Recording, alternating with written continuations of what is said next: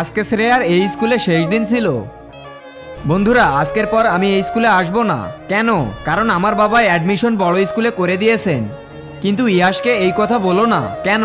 কারণ আমি চাই না সে কষ্ট পাক। আমি চাই আমাদের আজকের এই দিনটা স্মরণীয় হয়ে থাকুক। সবাই চুপ করো, ইয়াশ এসেছে। ইয়াশ, ইয়াশ। আরে কি হয়েছে? মনে হচ্ছে মুড খারাপ। এক কাজ করি, ওকে ওর ফেভারিট হালুয়া দেই। ইয়াশ, আজ আমি তোমার জন্য তোমার প্রিয় হালুয়া এনেছি, সেটাও আবার গাজরের। এই হালুয়া আমি অনেক আগেই খাওয়া ছেড়ে দিয়েছি। এই নে কাজল, তুই খেয়ে নে। কিন্তু এটা তো ওয়াও, গাজরের হালুয়া, এ তো আমার প্রিয়। আরে ইয়াশ, এমন করছে কেন? আরে কি ব্যাপার, আজ তোমরা দুই বেস্ট ফ্রেন্ড আলাদা হয়ে বসে আছো কেন?